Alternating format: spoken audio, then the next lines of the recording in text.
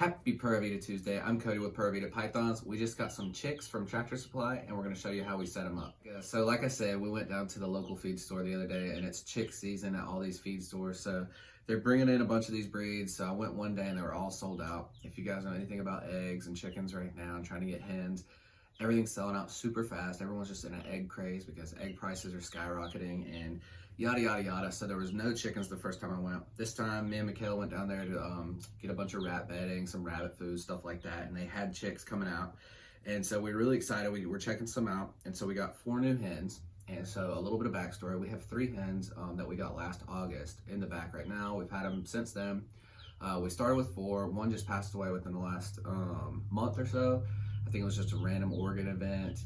Was totally healthy and then just was in the coop and it was dead. So that sucks, but it is what it is. You know, it happens. There's a saying, when you're dealing with livestock, you're going to be dealing with dead stock sooner or later. So it just comes with the territory of dealing with animals and working with them. That being said, we're down to 3 hens now, and they're laying an egg a day, and they're not even a year yet. So they should be laying pretty good for a while now. But I wanted to look ahead to the future because after a year or two, you know, the laying really starts to not go back to every day and it just gets spotty. So I wanted to get some more chicks in and raise them up as well. And by the time that these are ready to lay, those girls over there will be right at the end of their prime, I would say. So it kind of keeps a good cycle of eggs to be coming in. Out back, we have 3 Plymouth rocks, or barred rocks is what I always call them.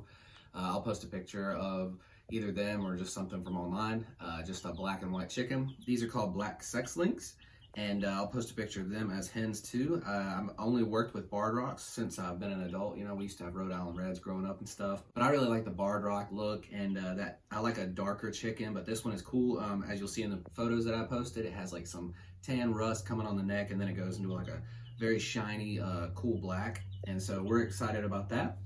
But yeah, this girl right here has 3 other sisters. I don't know if they're sisters, but 3 other gal pals. And so we're gonna go show you how we set them up and get them ready for the first few weeks of their life. And we did a couple things different than we did with the last ones, because the last ones we got from Tractor Supply too, raised them up, they're doing great. So wanna show you guys how we do that, a couple changes we made, and if it works for you, let us know. All right, guys, I'm gonna take a second to show you guys the Morph Market Snake of the Week. For those of you who don't know, we actually breed ball pythons, and so this is one of our productions from this past season, and he's available right now on our Morph Market, which we linked in the description below. But really cool snake right here. This is a male, if you want to bring it in real close. This is a male Cypress Leopard Trojan Clown, and he's got some really good size on him. He's already sitting at around 500 grams, and you can see like the orange speckling and orange lining going up his belly. Just some really nice oranges in there, the nice rusty dorsal pattern, and a nice orange head on him as well. And really, really cool male. Not a lot of Trojan Clown, visual Trojan Clown stuff out there, and then especially to have a really cool Cypress kicker as well. And so really nice boy there, and can elevate and really get, this would be a really good opportunity to put Trojan into your ball python projects. And just a really powerful male here. And like I said, he's available on our Morph Market right now. And if you want to go over there and ask any questions about him, shoot us an offer. We're always open for offers. And we just want to get as many of these Pura Vida snakes into as many collections as we can. That's our ultimate goal. And it all starts with you guys. And we really appreciate you guys. So if you want to go check him out, the link, once again, the link is in the description. And yeah, really, really cool snake. Alrighty guys, since it's about to happen, if you look at this light here, we have this light clipped to the top of this bin, has a heat guard in case it were to fall, but it's propped up pretty good. And if you'll see here in a second, it is going to automatically shut off. We have a thermostat running on this side, if you want to show them that. Running down the side right here, and so when this thermostat reads 92 degrees, this will shut off and drop to, it'll drop 2 degrees. And that's so it doesn't get super, super hot, and there it goes.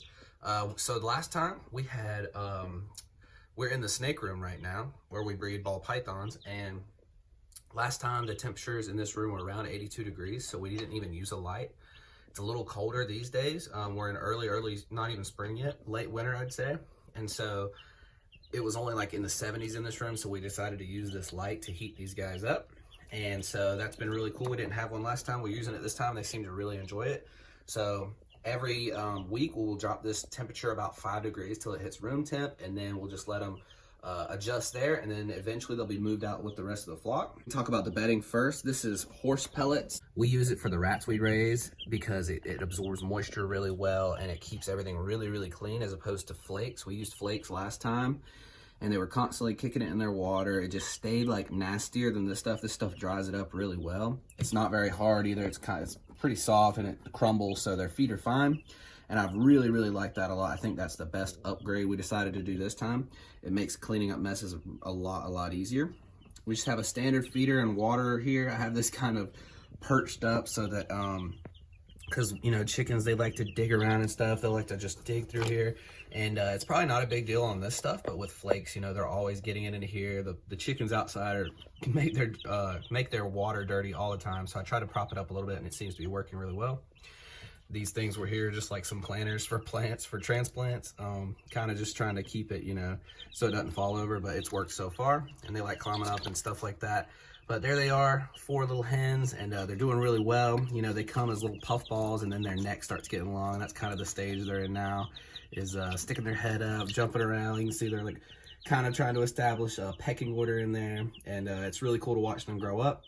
But yeah, just a standard 20%, I think it's just called Chick Starter. There's a bunch of different brands, but they eat this stuff up really well.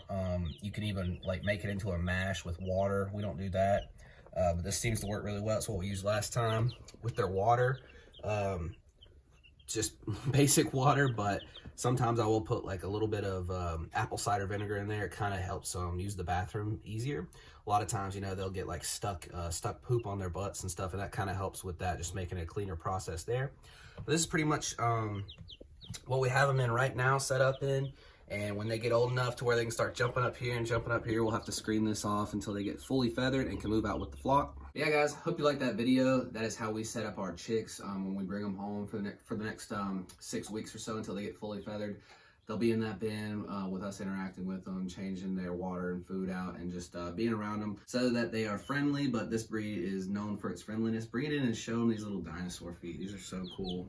It might start peeping and getting loud, but look at these little dinosaur feet with these claws. These things are so cool looking. It's already getting those nice big feet.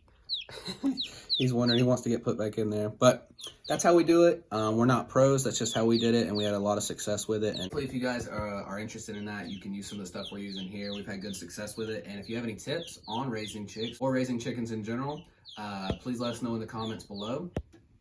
And we're going to keep giving you guys updates on these guys as they hit these week marks and start really changing, and things we have to do with their enclosure until they move out into the flock. We're going to let you guys know. But hope you guys enjoyed that video. Come back next week for another really cool video. Until then, peace.